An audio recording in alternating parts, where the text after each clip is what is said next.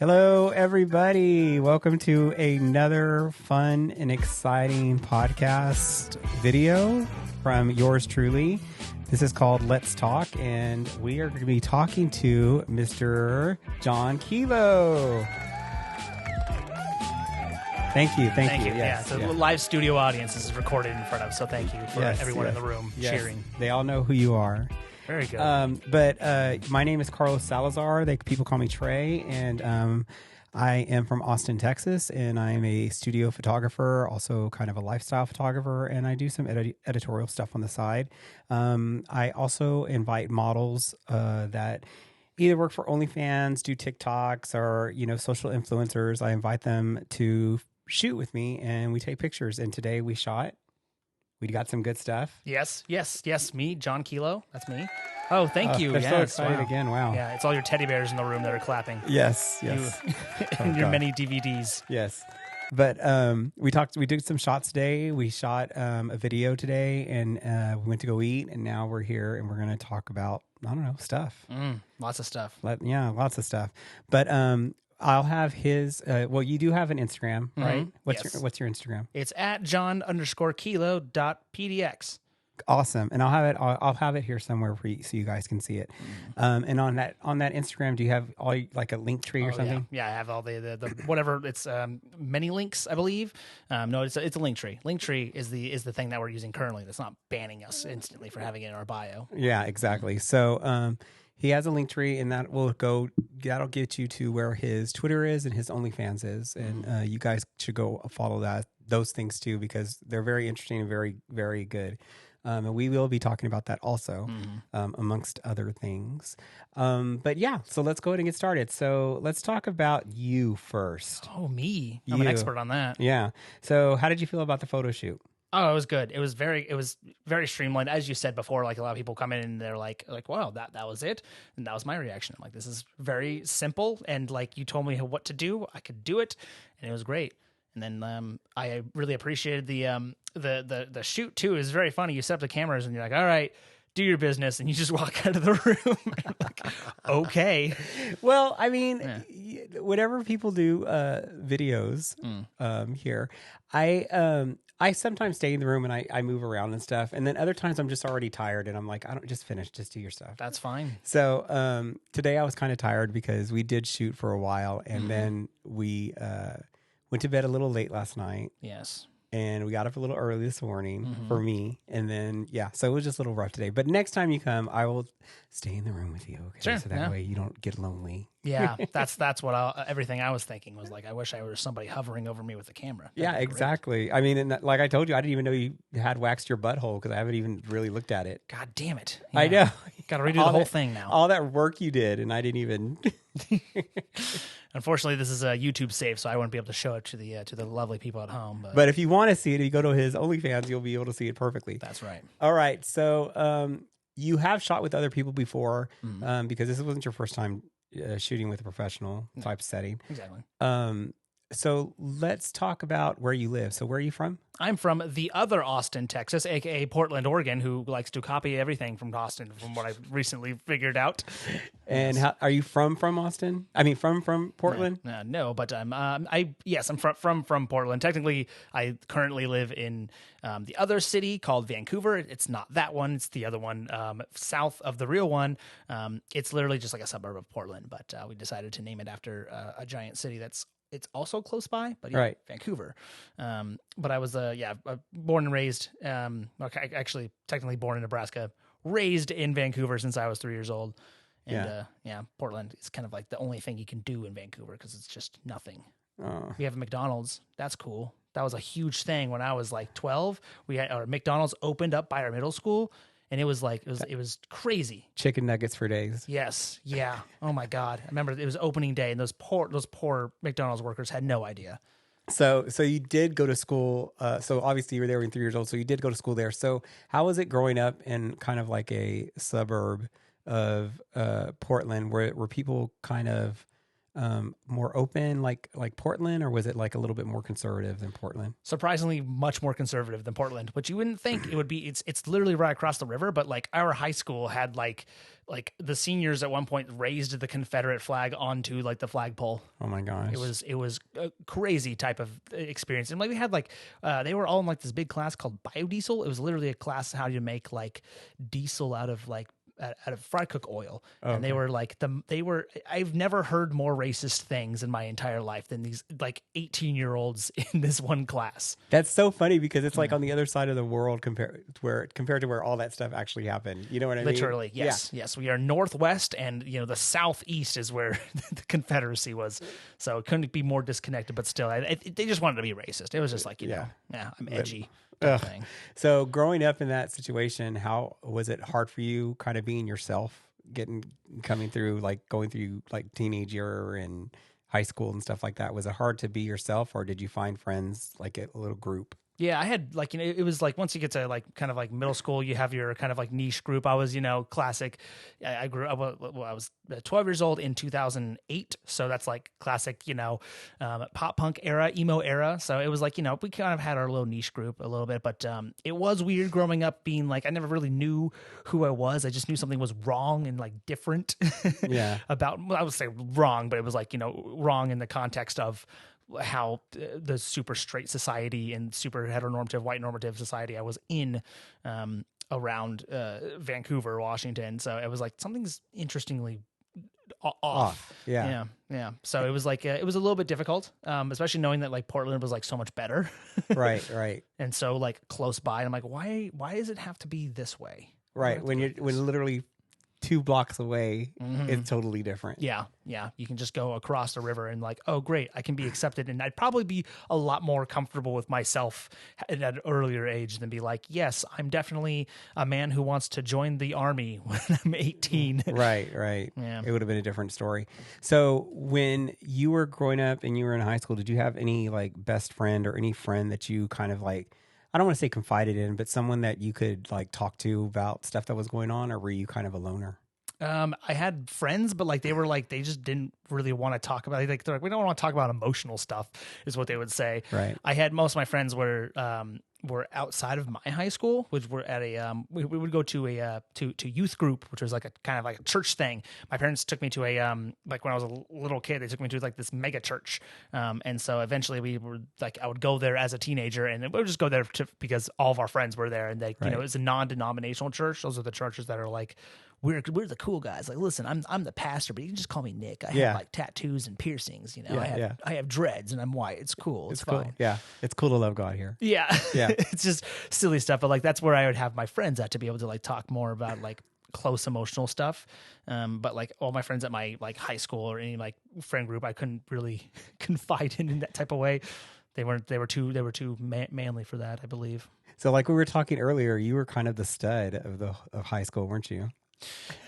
God, kind of a little bit, but like I kind of didn't know it. But people were like, I was like very fit in my PE classes and stuff, and like I was just like I was a stud, but I was also so socially awkward that it didn't get to me until like I left it, and then I'm like, it's like looking back on it, it's like when like someone was flirting with you and you like you don't realize at the time. Yeah, and I'm like, fuck.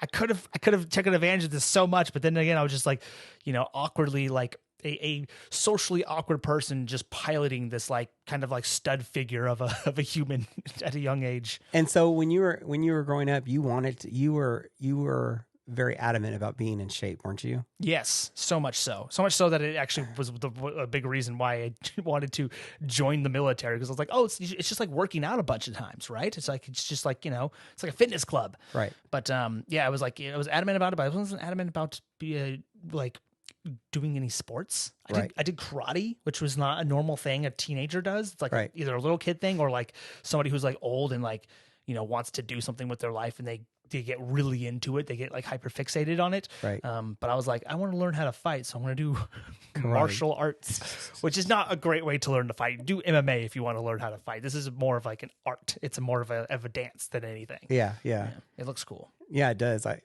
I did karate when I was a kid. Yeah. Yeah. Yeah. Mm-hmm. I just had a white belt though. I never got anything above that. Oh, really? Yeah. Well, you're talking to a former brown belt. It's wow. 3rd degree brown belt, which I know is weird to say that 3rd degree, but like for some reason we had like 3 tiers of brown belt before we got to black. So I was close. You were so close. So you can kick some ass. I You can do some dancing, some martial dancing. Yes, if I were to fight somebody who also knew karate and we both respected the rules properly, then I could probably kick some ass. And they were also a lower belt than me. That it can happen. Yes, strict guidelines. But in a real fight, I mean, you probably, people can watch all on the internet of like 9th degree black belt fights MMA person and gets his ass kicked. It's like, karate isn't a super, it's not exactly practical to most real world fighting scenarios. Oh yeah, no. Yeah. Just in Karate Kid, the movie. All right, so the Hillary Swank version, the only version that I recognize. Stop it. So during high school, you really didn't start like questioning your sexuality, did you? Or was that later?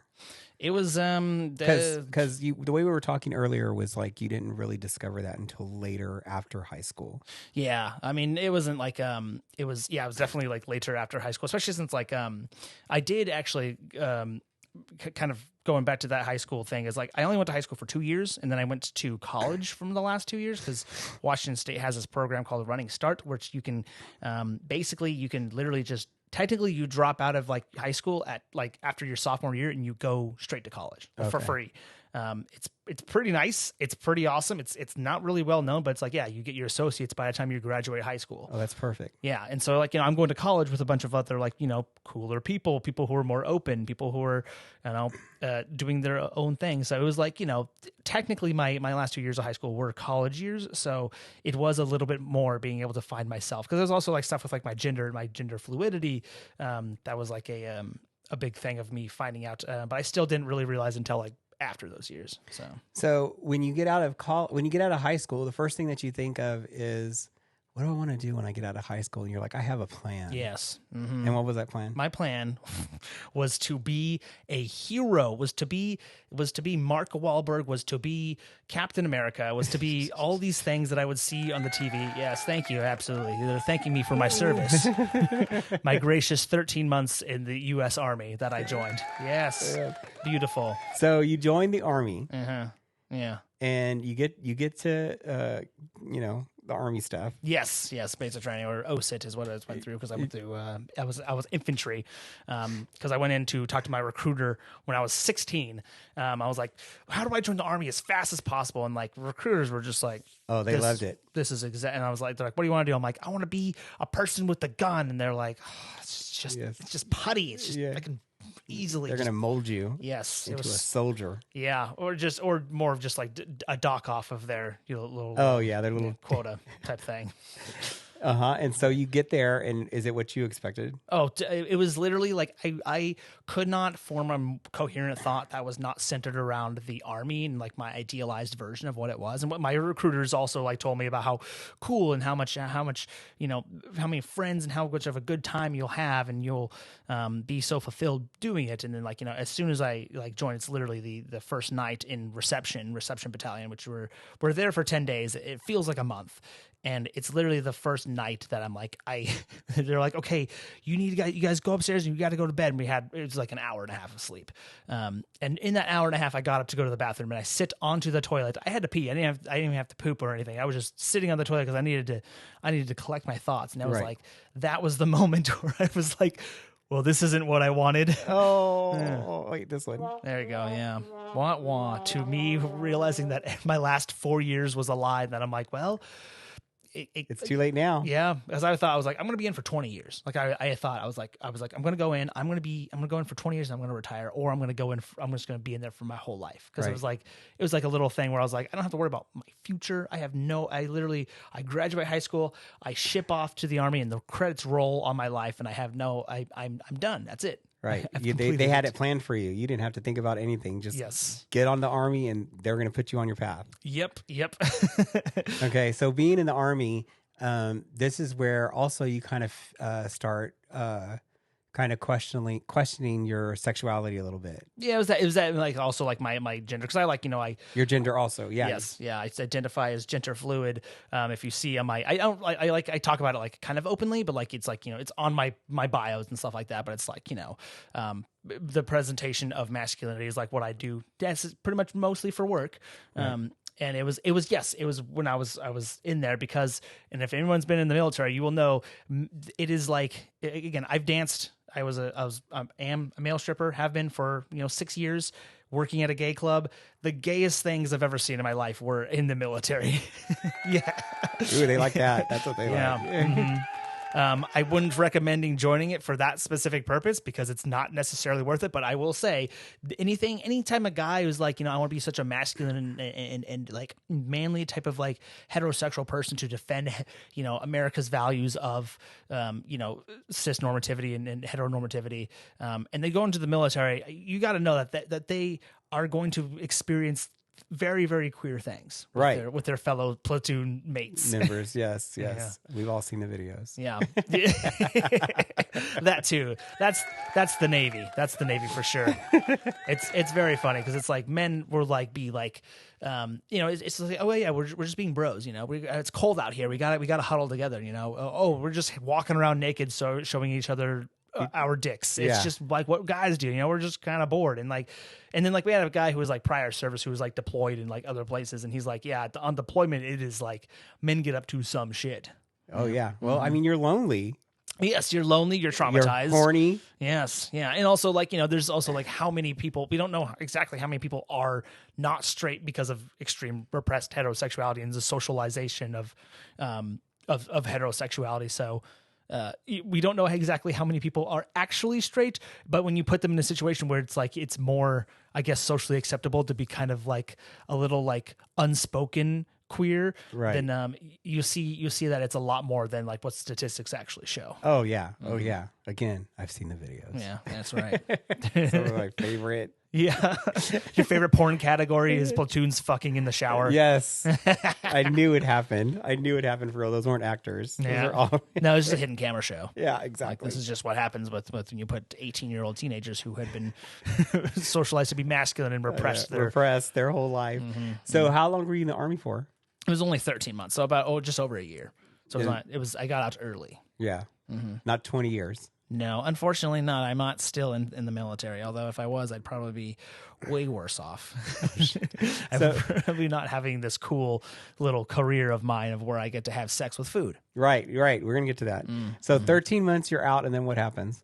And then I'm like, I gotta go to college now because I have a GI Bill. Also, I gotta get tattoos now. It's like kind of like skipping a year and being like, well, I can, it's like me trying to catch up with all the things. Cause like, here's another thing too, like just going back on it, no other generation, my generation was like the first ever one. 2015 was when I joined.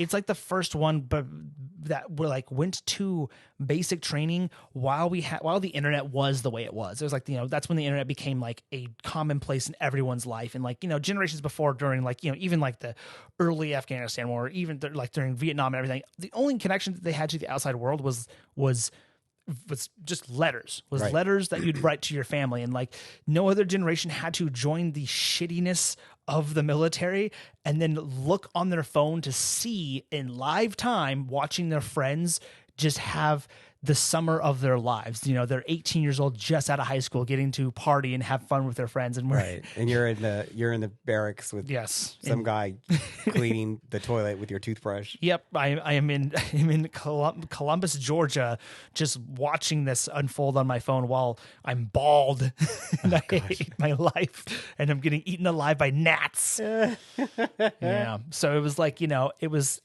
freedom when you got out.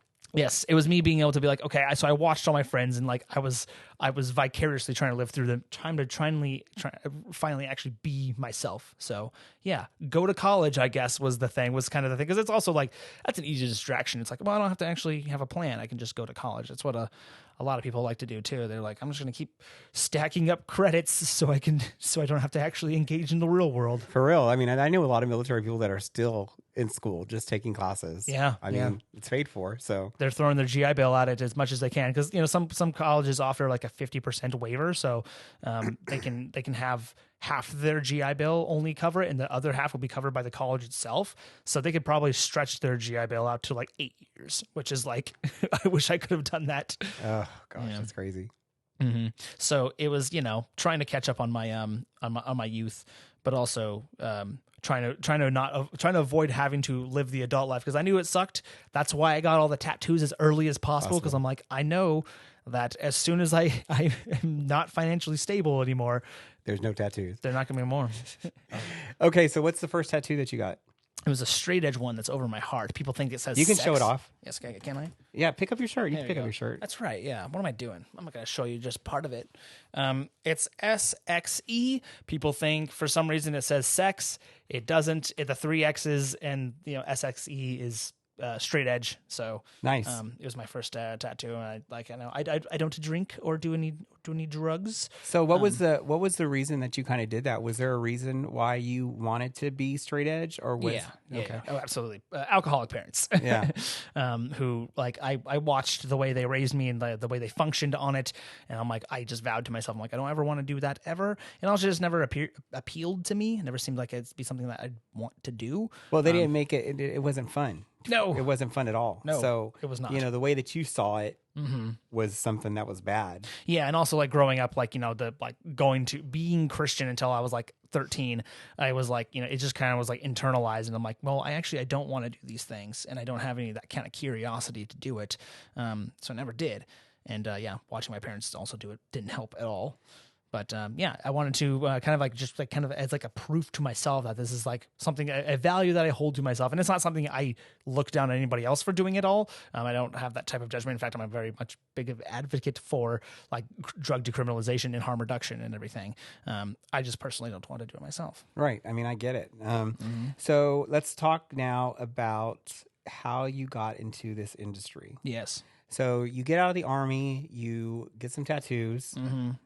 Just a couple. Yes, a few of them were on my body. Yeah, within a year. Yeah, and after that, during that, you're trying to decide what you kind of want to do. And what did you decide? Domino's Pizza. That's what I was wanting to do. See, I was working during college, Domino's Pizza. I was also getting, I was getting GI Bill money that I used towards college, and also a little bit for tattoo stuff, because they can give you some money for like basic housing allowance, and tattoos are part of housing, so right. I consider it that. But I was working at Domino's while I was doing it, and this was kind of like my prelude, where I was like, it was like a year before I became a stripper, but I was thinking, I was like, should I do stripping? Like, what would that be like? Because every time I would like deliver pizzas, I was trying to look as sexy as possible. Like, right. I was like, you want that tip? Yes. Small shirt, always a small shirt. And my buttons were all the way down. I was like kind of bringing them out. I was like, I was having some cleavage showing for this one. Yeah. And I would like go in, I'd like, lean against the door frame, and I'd like ring the doorbell, and I'd be like, your pizza's here. But, no one ever tried to fuck me. I was lied to. I think people did, but you didn't recognize it. That's probably what happened, actually. I bet you a million people did, and they were like, so do you want to come in and, like, eat? Yeah. No, I definitely got to get back. And then I get to my car. I'm like, man, no one's like really flirting with me. Taking the bait. Yeah. Yeah. Well. So you're doing pizza, and then what happens? Yeah. And so I'm like, okay. Eventually, I'm like, after like my first year of college, I'm like, I want to actually be a personal trainer. So I became that. I got to NASM CPT, which I still have. That's still up to date to this day. I became a personal trainer. Started working at a gym. At this gym, I met some friends, and at this, they had like a little get together for like their friends and stuff like that. And I went there to this guy's house, and it's very like low key type thing. There was a little bit of music playing, but people were like people were drinking. The host got the drunkest that anybody has ever seen. That's unrelated. It was just kind of weird that I was there and he happened to get completely plastered. Yeah. Poor guy. But they were playing music. I was starting to dance a little slowly, a little sexually, and like some like girls there, they're like, you should be a stripper. And I'm like, you know what, I should. And I started like kind of like stripping, and like people like cheered me on, and they really liked it. And so that really buried its like little seed in my brain, where I was like, you know what, I think I could actually be a stripper. So in Portland, we have sex clubs. We have 3 of them. I went to one of them that was like really interested in going to because I found out that they had a stripper night, and I was like, "Hey, do you guys need any male strippers?" And they're like, "Well, yes, we do." And so I kind of tried out for them on one night, and they liked me, so I started stripping there once a month it was called the Velvet Strip was the event night. Nice. Yeah, it was like it was like we had a pole and everything, and like there was other strippers too from around the town. Because if you don't know, Portland, Oregon has the most strip clubs in of any city in America. Interesting. Yeah, we have around like 40-ish. I say 40-ish because a lot of them open and close kind of like periodically. But we had a lot of strippers come to there to see the show, but also like were participating in it. So they helped teach me. They helped teach me how to do pole, how to actually like strip and like talk to people and give lap dances and stuff. Right. And so I started doing that, and then I was like, I want to do this more kind of full time. So we have 2 male strip clubs in Portland, one called Stag, one called Silverado. They're the 2 only like full nude strip clubs, male strip clubs on the entire West Coast, and they're both in Portland. And so I tried out at Stag in like December of that year, and I started working there just kind of consistently. How I got started into OnlyFans was I wasn't making a ton of money at one point, and I was like, went on my Instagram like, hey, who wants to buy some nudes? And this was 2019. This was when people were like, you could go on Instagram and be like, does anybody want to buy pictures of my asshole? And and people would. Right. Yeah. And so I started doing that. Started doing OnlyFans, and I was doing solo for a long time, especially through COVID and stuff. But I got really into the idea of like themes with it, like the making like themes or stories that I was like doing with that. And then eventually I started doing partnered content, and then after that I was like, hey, wouldn't it be funny, 2021 years later, wouldn't it be funny if I fucked a pumpkin? Okay. And I like to say that I'm the first person who did it. Probably not the first person who did it, but like I popularized it. Okay. Yeah. Because after I did it, people like every year were like we're all on Twitter. Well, everybody's fucking pumpkins now. Exactly. Yes. Yeah. Yes. And I'm like, at the time, I know, again, I'm sure I wasn't the only person to have done it, but I was like, it was like my most popular video ever. So I'm like, maybe I should do other things where I fuck other things. Right. Yeah. And so when you transition, so let's go back a little bit. Yeah. So you started doing OnlyFans but because you were like, okay, that's kind of like the next step, right? Because you were doing good on Instagram and you were like, okay, let me go ahead and do OnlyFans and I can make a little bit more money there. Yes. And you started just kind of doing solos. When you started doing duo content, so with the duo content, you really only work with trans women, right? Yeah. So with the duo content, how did you come to that? Like you were like, okay, the duo content I'm going to do is going to be with trans women. Was because that's what you wanted to do, or was it because you were like, okay, well maybe this little niche I can get this little niche right here and I can make money off of this? It was definitely something I wanted to do. It was like more of like, it was kind of like maybe a little bit of both, but like more of like, it was something I was like, I want to do content with people. I actually want to do something where I have a kind of a story involved, and people like, I asked people like, what kind of things do you want to see? And a lot of people said that they want to see things that are like kind of story based actually. Right. And so I was like, how do I do that? I need to find people to do that with.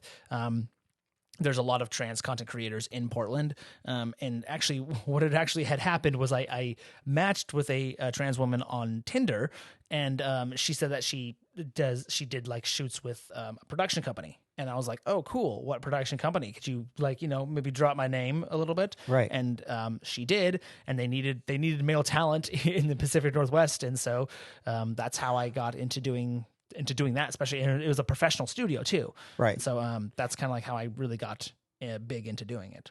And that's kind of what you wanted to do though, right? Yeah. Right. Yeah. So, so for people that don't know, like you're gender fluid, but you don't really identify as like straight or gay or bisexual. You're more of like into femininity, right? Like feminine features. So it could be a girl, it could be a twink.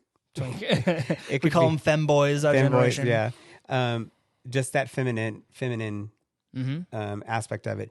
When you started doing that, did you get a lot of your people that followed you that were into the same thing and were like, oh my God, I'm so happy. Like, this is so cool that you do this or anything like that? Yeah. They were interested in like seeing that, and a lot of people liked. They're like, we like that we like to see that you do things with trans women and not in like a fetishistic type of way where it's like that I'm not fucking them because they're trans, but because that they are women who happen to be trans. Right.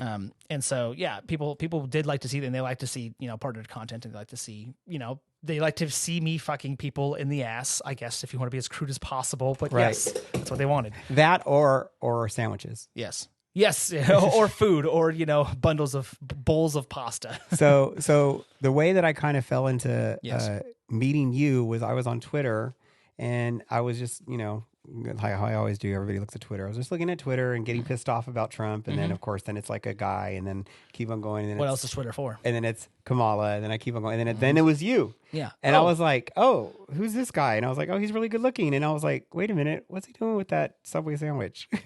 So then he's like doing this thing about which sandwiches feel the best. Yeah, well, which is the most fuckable sandwich? Yeah. And I was like, this is so funny. But it was funny, but it was still kind of hot. And I was just like, this is so like no one else is doing this. Yeah. It was like it's like kind of like me capitalizing on like the review content that plagues YouTube, but like in a porny sexual way. Yes. Yeah. So then you also did them on like tacos. Yes, Taco Bell. Like, what's the most fuckable Taco Bell item?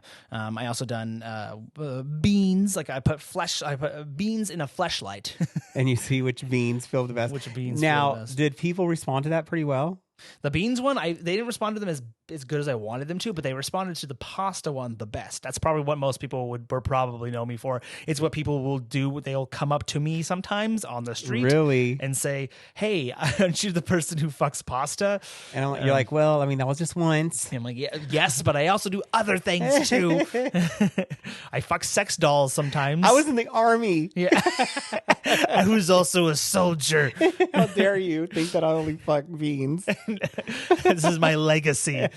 I joined because I wanted to be the greatest hero the world's ever known, and I ended up putting my penis in food. Yeah, and that's fine. I'm okay with that. So when you were doing OnlyFans, were you ever in a relationship while doing OnlyFans, and how did that work out? Was that hard, or was that not a big deal? It was actually not a big a deal, which is like kind of surprising, because you were just telling me that like a lot of like specifically like straight guys will like get into a relationship and then their partner will be like, hey, I don't want you doing this anymore, and then they'll kind of like shut it down, or like it happens to a lot of my friends who like are women too. They'll get in a relationship with a guy and they'll be like they'll kind of like start kind of taking them down about how much they don't really like them doing this content. But it has not been a problem, and I consider myself very lucky for that, because I know that a lot of people run into issues with like partners being not okay with sex work. But I think it's because I really always choose like partners who understand the kind of separation of sex work and actual sex and actual like intimacy. Right. Well, I feel like men are a lot better at separating things like that than women are. Yeah. Which is why I feel like women are very anti that when they meet somebody. I just think it's kind of sad, because it's like if that's my job, right, leave me alone. Yeah, it's also kind of confusing too, because it's like women are obviously like the biggest like leaders of like sexual liberation and sex worker liberation too. So it's like it's interesting being like, okay, cool, this person, it should be for that type of stuff, should be for right. Be sex positive, or like open to separating those two types of things.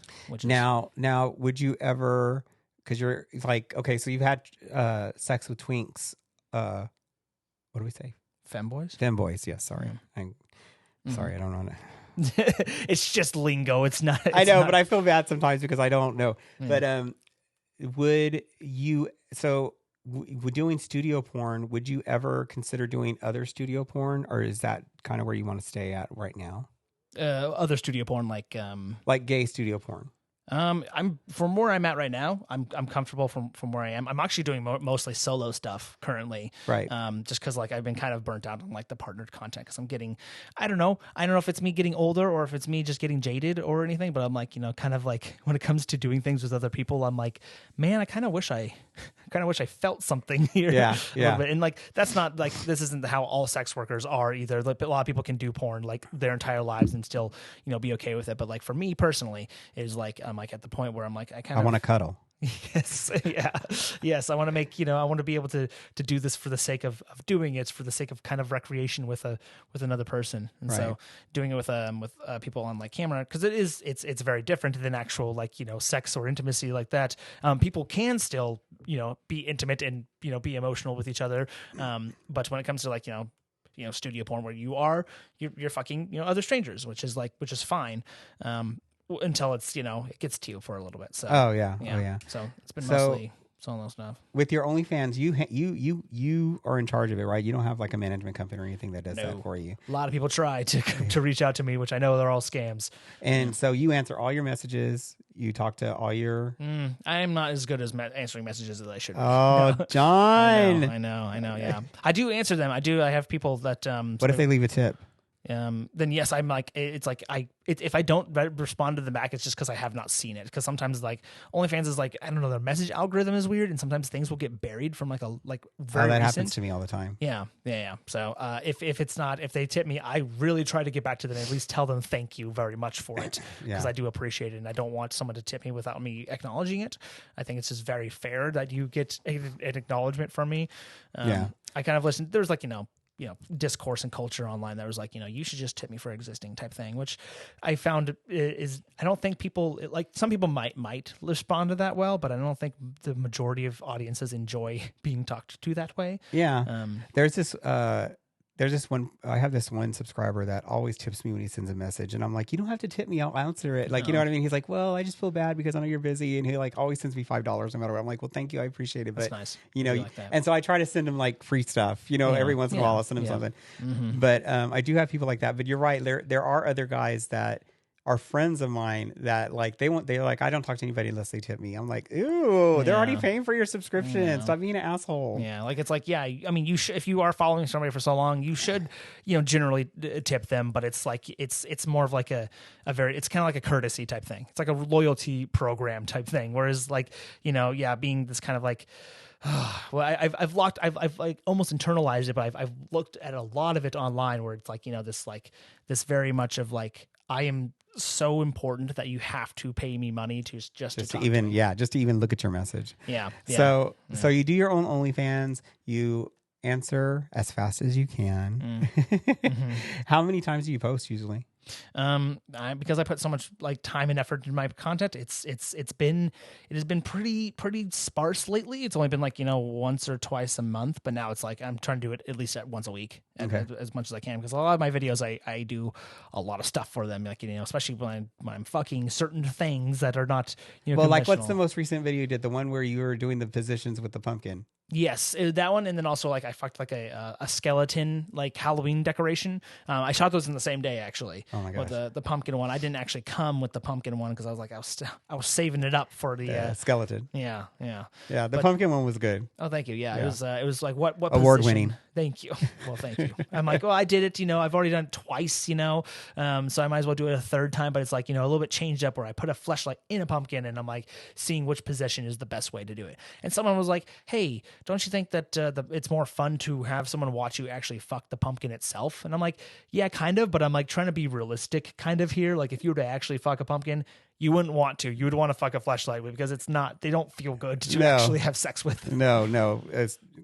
Gourds do not feel good to have sex with. They're funny to put your penis in, but it is not like something I'm like, okay, yeah, I want to masturbate with this rind of a cold pumpkin. Oh, God. Mm-hmm. Okay, so you did that video. But yeah, your videos are pretty epic. Like they're not little short 10-second clips. Like these are like Yeah, no, they're like They're 10 movies. minutes or more. Yeah, I do make little movies and stuff. I have one that's actually like it's like an hour and a half long. It's the one with the sex doll. Yeah, and it takes place. It has a plot. It takes place during COVID.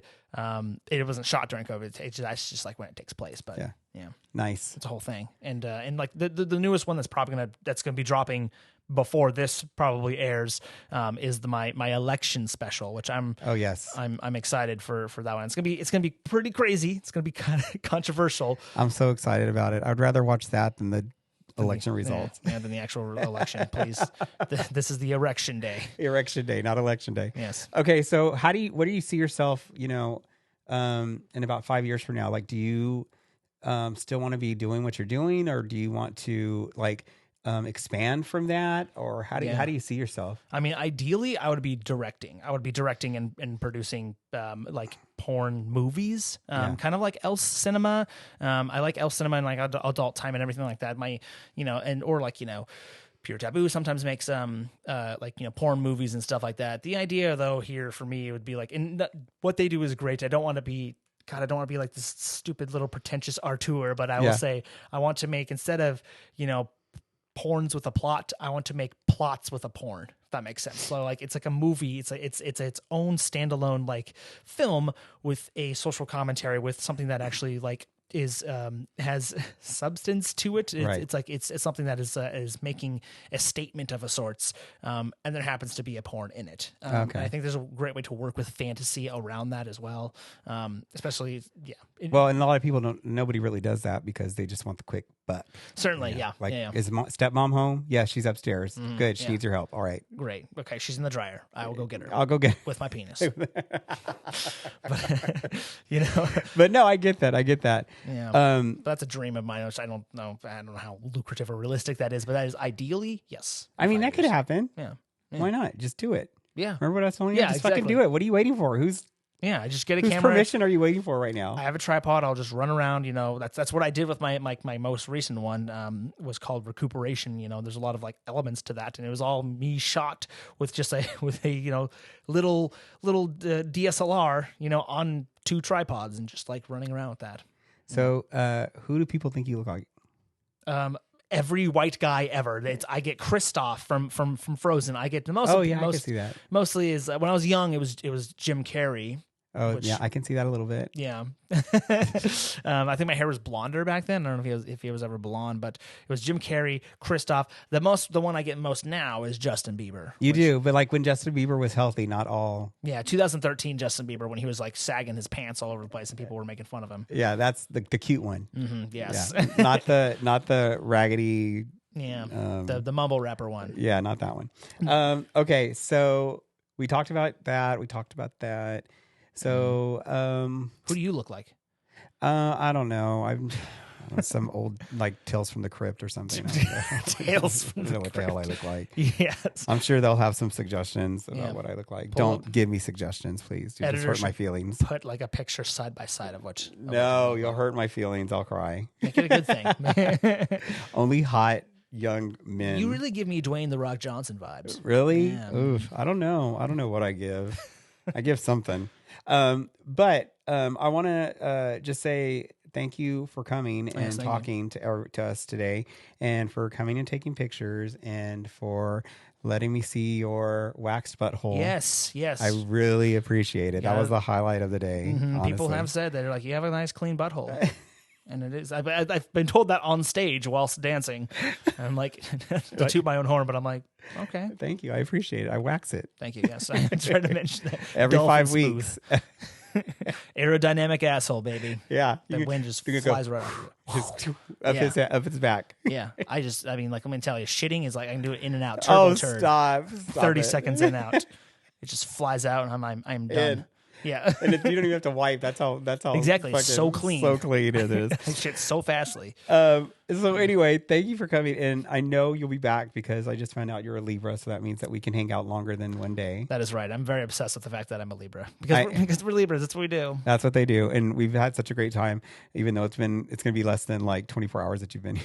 I'm in and out, and then I'm going home during daylight savings. Yay! Oh God! But yes, you will come back, and maybe I can get you to come back and like direct a movie. That would be That would be fun. fun. Like have a Yeah. couple of guys here, and then you're like, I'm like, okay, it's your art. You do it. Yeah. Let's yes. figure it out. Yes, I can make a plot. Yes, something. Yeah. So anyway, but thank you for coming. Thank you guys for watching. Yes. This is John Kilo. I'm going to put his Instagram up here, and I'll put all his links in the description and everything. Thank you for watching. Thank you for being here. I appreciate it. Thank you for having me. The crowd loved you. Wow, that was thank you guys so much. Seriously, thank you. No, you guys, Yes, you guys yes. are the real. You guys are the real heroes. Yes, we are. They are. All right. Thank you very much, and we'll see you guys again. Yes, you will. And then here comes the generic music. I love Yes, it. thank you.